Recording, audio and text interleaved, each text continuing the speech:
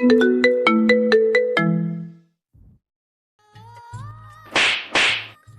কুত্তার বাচ্চা, তোর সাহস হলো কি করে আমার সাথে একই বিছানায় বসতে? তুমি তো আমার বউ। আমার সম্পূর্ণ অধিকার আছে তোমার পাশে বসার। আসছো কেন? বউ? কে তোর বউ? কেন তুমি? তুই ভাবলি কি করে আমি তোর মতো একটা ফকিন্নির বাচ্চাকে আমার স্বামী হিসেবে মানবো? তাহলে আমাকে বিয়ে করলে কেন? প্রতিশোধ নেয়ার জন্য। কিসের প্রতিশোধ? তুই ভার্সিটির আমার সাথে যা করেছিলি তার জন্য তো তোকে শাস্তি দেয়া হয়নি, তাই প্রতিশোধ নিলাম। তারপরে তুমি আমার উপর প্রতিশোধ নিচ্ছ? প্রতিশোধ এখনো নিলাম কোথায়? সামনে দেখবি তোর সাথে আমি কি কি করি। এখন চুপচাপ নিচে গিয়ে শুয়ে পড়, আর একটা কথাও বলবি না। আমি এখন ঘুমাবো। কি আর করার, বড়লোকের মেয়েকে বিয়ে করলে যা হয় আর কি, তাই হলো আমার সাথে। আপনারা হয়তো ভাবছেন কি হলো আমার সাথে। চলুন তাহলে আপনাদের শুরু থেকেই বলি। রাবনুম সোহেল। যখন আমি দশম শ্রেণীতে পড়ি তখন আমার বাবা মারা যায়। আমরা মধ্যবিত্ত পরিবার ছিলাম, আর বাবাই আমাদের সংসার চালাতো। তাই বাবার মৃত্যুর পর আমাদের খারাপ দিন শুরু হয়ে গেল। বাবার মৃত্যুর পর মা অন্যের বাড়িতে কাজ করে আমাদের দুই ভাই বোনকে বড় করতে লাগলো। বাবার মৃত্যুর সময় আমার ছোট বোনটা মাত্র 5 বছরের। আমাদের এমন অবস্থা দেখে আমি পড়ালেখা ছেড়ে কোনো কাজ করতে চেয়েছিলাম, কিন্তু মা আমাকে পড়ালেখা ছাড়তে দেয়নি। মা সেদিন বলেছিল, যত কষ্টই হোক না কেন পড়ালেখা কখনো ছাড়বি না। পড়ালেখা করে বড় হলে আর আমাদের দুঃখ থাকবে না। তাই পড়ালেখার পাশাপাশি আমি কিছু কাজও করতাম, যাতে মাকে একটু কম কষ্ট করতে হয়।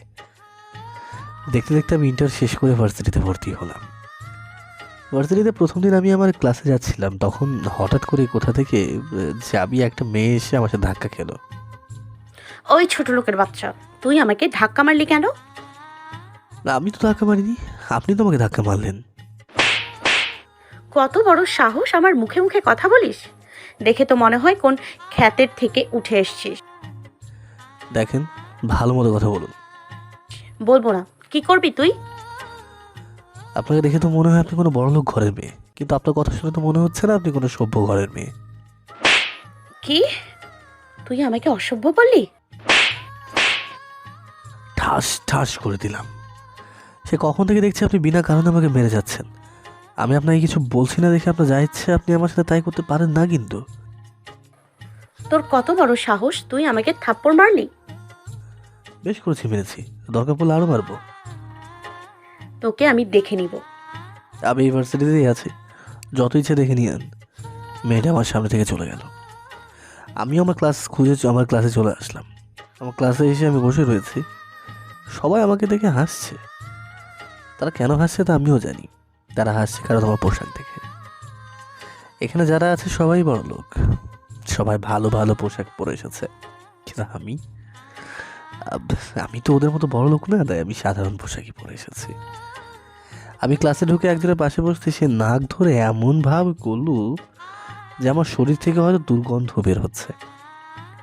সে নাক ধরে অন্য সিটে গিয়ে বসলো, আর বলতে বলতে গেল, কোথা থেকে খ্যাপতে এসছে রে। ছেলেটির কথা শুনে সবাই হাসতে লাগলো। আমি মাথা নিচু করে বসে রইলাম। তাছাড়া আমি আবার কি করব?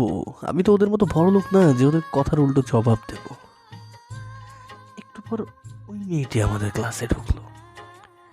ক্লাসে আমাকে দেখে মেয়েটির অনেক রাগ হলো। সেটা মেয়েটির চেহারা আর চোখ দেখেই বোঝা যাচ্ছে, কারণ মেয়েটির চোখ আর চেহারা লাল হয়ে আছে। ক্লাসে সকল বেঞ্চে সবাই বসে পড়েছে, শুধু আমার বেঞ্চটি খালি ছিল। তাই মেয়েটি আমার পাশে এসে বসলো। একটু পরে ক্লাসে স্যার আসলো। মেয়েটি আমার ওপর প্রতিশোধ নেওয়ার জন্য তার জুতো দিয়ে আমার পায়ে পাড়া দিল। ব্যথায় আমি চিৎকার করে উঠলাম। আবার চিৎকার শুনে এখন জিজ্ঞাসা করলো, সে কি করলো? ক্লাসের সবাই হাসতে শুরু করলো। তাদের সাথে মেয়েটিও হাসতে লাগলো, আর আমি মাথা নিচু করে বসে রইলাম। আমার যে কোনো কিছু বলার অধিকার নেই, কারণ আমি গরিব। আমি মাথা নিচু করে ক্লাস করতে লাগলাম। স্যার একে একে সবার পরিচয় জানতে চাইলো। তখন জানতে পারলাম মেয়েটির নাম আরোহী। ক্লাস শেষ করে যখন বের হয়ে আসছিলাম তখন আবার আরোহীর সাথে ধাক্কা লাগে। ছোট লোকের বাচ্চা, দেখে চলতে পারিস না? সব সময় শুধু আমার গায়ের উপরে এসে পড়িস কেন? আরে তুই বুঝিস না, কেন ও এমন করে? কেন রে? যাতে তোর থেকে টাকা নিতে পারে। তোকে তো বড় লোক দেখেছে। তুই একদম ঠিক বলেছিস। এইসব ফকিন্নির বাচ্চারা বড়লোক মেয়েদের দেখলেই তাদের পেছনে পেছনে ছুটে। বাবা মা মনে হয় কিছু শেখায় নাই। শিখেছ তো কিভাবে বড় লোকদের থেকে টাকা চাইতে হয়। হা হা হা হা। দেখেন, আমাকে যা কিছু বলার বলেন, কিন্তু আমার মা বাবার বিষয়ে কিছু বলবেন না। তাছাড়া তখন আর এখন আমি আপনাকে ধাক্কা দিইনি, আপনি নিজেই আমার শরীরে এসে পড়েছেন।